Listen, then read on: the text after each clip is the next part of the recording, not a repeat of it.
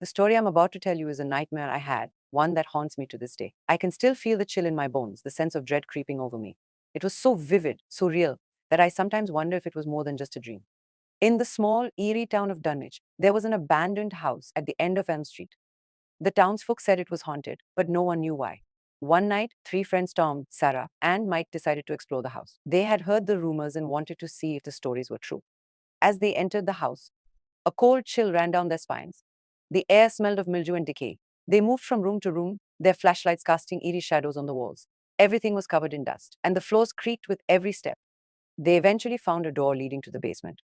It was old and heavy, but Tom managed to pry it open.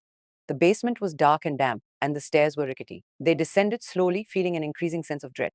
In the basement, they found an old wooden crib in the corner. It seemed out of place among the junk and broken furniture. As they approached the crib, they noticed a small worn teddy bear inside. The sight of the bear sent shivers down their spines. Suddenly, they heard a faint sound like a child crying. It was coming from the crib. Sarah, feeling brave, reached in and picked up the bear. The crying stopped, but the basement grew colder. She turned the bear over and saw something strange stitched into its back, a name, Lucas. Just then, the basement door slammed shut, and they were plunged into darkness. Their flashlights flickered and went out.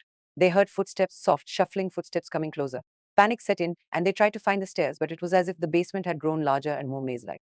A whispering voice filled the air, saying, "You found him. Now, you must stay." The friends huddled together, terrified, as the footsteps grew louder. Suddenly, a light flickered on. It was a small, old-fashioned lamp. In its dim glow, they saw a little boy standing in the corner. His eyes were hollow, and his skin was pale and almost translucent. He pointed at the bear in Sarah's hand and said, "That's mine." The friends were paralyzed with fear. The boy moved closer, his gaze fixed on the bear.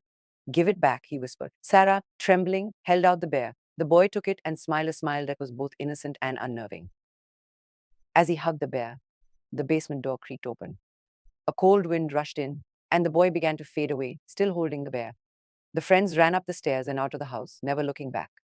Years later, Sarah was going through some old family photos and found a picture that chilled her to the bone. It was a photo of her mother as a child, standing next to a little boy holding a teddy bear. Written on the back was the name Lucas, my twin brother. Her mother had never mentioned having a brother. Sarah's blood ran cold as she realized the truth. The ghostly boy in the basement was her uncle, a forgotten child who had been left behind when their family moved away from Dunwich all those years ago. The house on Elm Street was not just haunted, it was a part of her own family's dark past. And Lucas, the forgotten child, was still waiting for someone to remember him.